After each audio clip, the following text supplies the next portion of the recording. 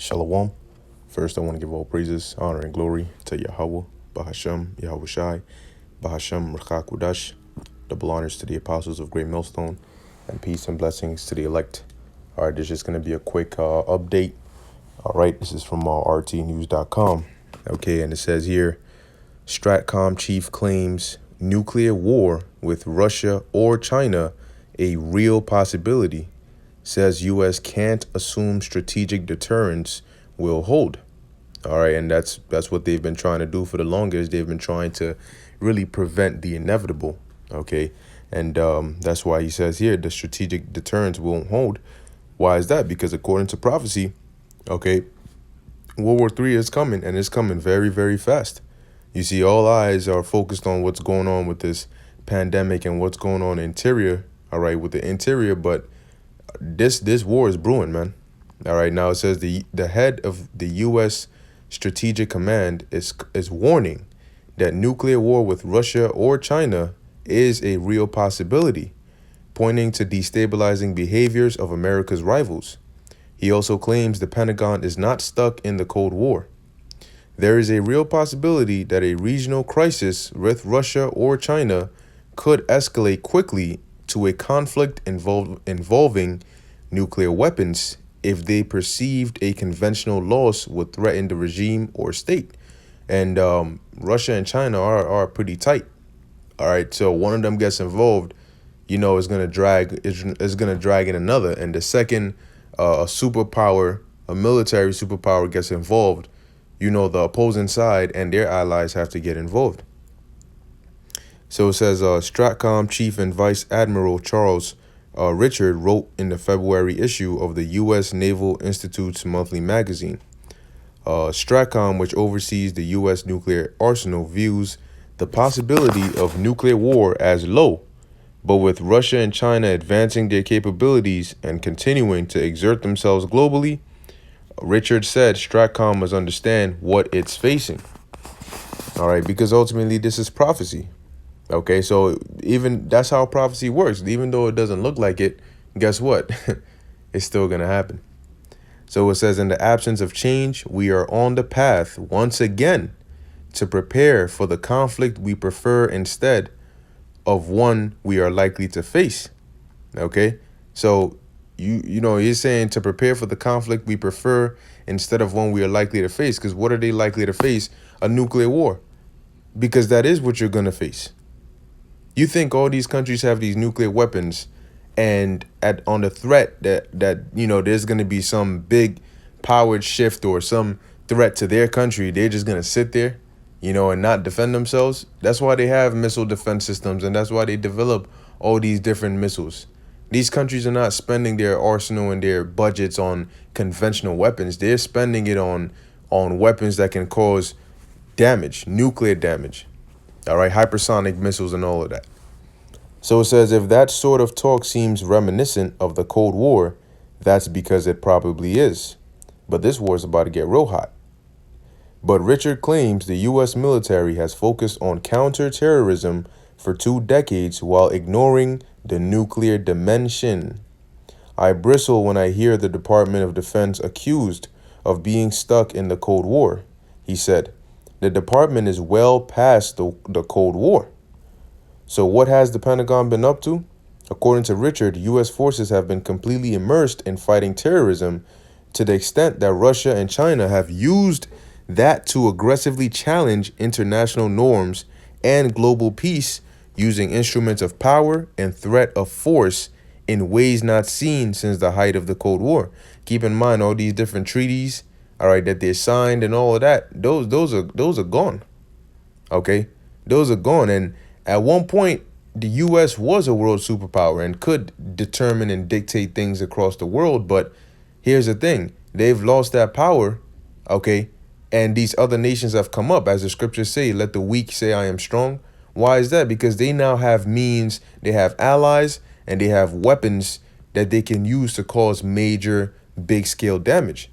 So if the U.S. wants to continue to act as if they can dictate, the world, they're failing to realize that there's now people who can, different nations that have those same capabilities. All right. Now, don't get it twisted. The U.S. has a giant arsenal, but here's the thing: the thing now is they're not the only ones with that.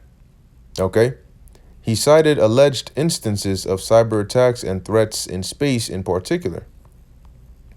Richard even claimed that the rival powers are taking advantage of the C-19 pandemic to advance their agendas. We must actively compete to hold their aggression in check, he said, adding that failing to do so will further embolden Russia and China and lead allies to think the U.S. is unable or unwilling to lead.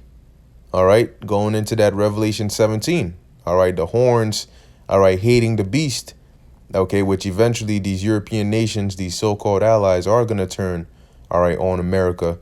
And Slovakia, the horns hating the whore, okay, the whore, which is America, okay, and they are gonna turn on America, and it says they're gonna burn her with fire, all right, because they're ultimately gonna shoot missiles on this place as well. Okay, so it says such saber rattling has escalated in recent years, especially between Washington and Moscow. All right, and ultimately, this is why I got a quick precept. All right, this is the book of Revelation, chapter 11, verse 14. The second woe is past. And what was the second woe? All right, it's talking about World War II. Okay, because in the book of Revelation, a part of those revelations the Lord gave to the Apostle John was the revelations of the three major world wars. Okay, so World War One, you read about that in Revelation 9, then World War II, and so now it's saying here the second woe is past. All right, the second world war is past, and behold, the third woe cometh quickly, which is what? That third world war. But the key thing says it cometh what? Quickly. Okay, and it's gonna take these people by surprise, man. Okay, see, it only takes one thing. You ever notice how a fight breaks out? You know, certain fights are based on, long, dragged out tension, but some fights just break out instantly. You look to the left, and next thing you know, you hear a commotion. You turn around, and there's a whole fight going on, fists being thrown, and all of that.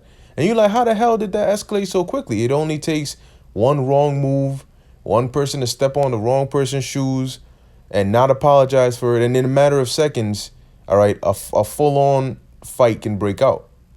So don't think that for a third world war to start, when these nations have the means, they have the means, all right, they have the hatred, the tension is there.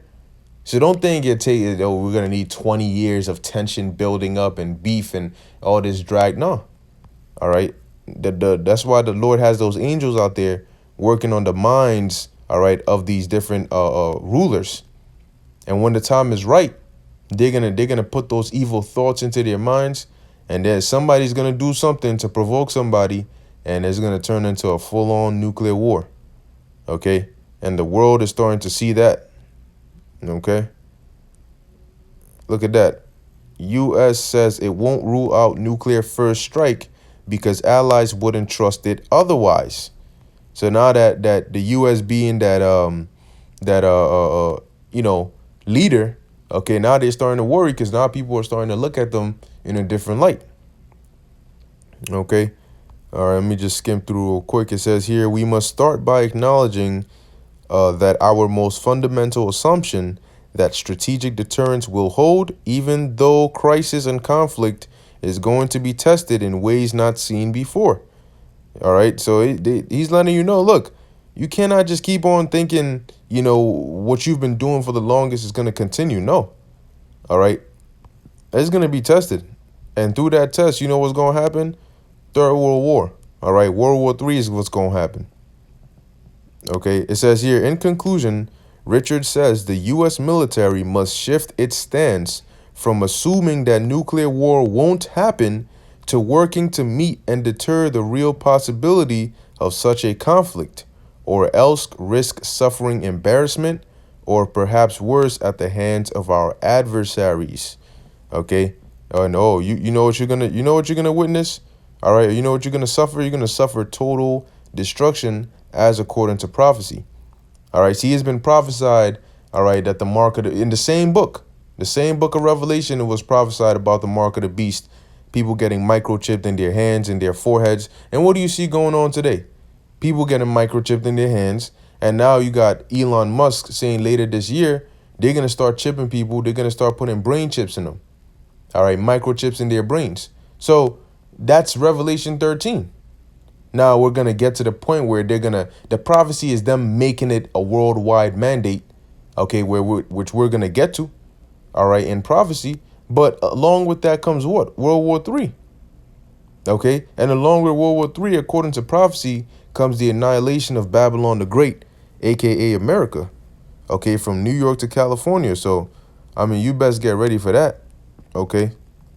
Now, I'm just skimming through here. It's a fairly long article, and I'm not going to read the whole thing, but I will link it in the description so you can check it out for yourself. All right.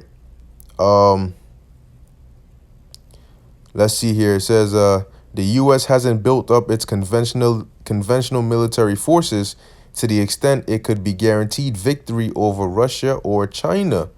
So Washington would likely deploy nuclear wars in a war with either of those countries, Ritter argued.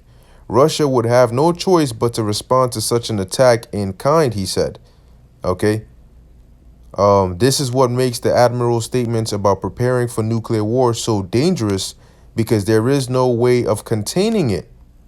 If there is a nuclear war between the U.S. and Russia, it will be a general nuclear war, which means not only will both nations be annihilated, but the world will also be destroyed as we currently know it.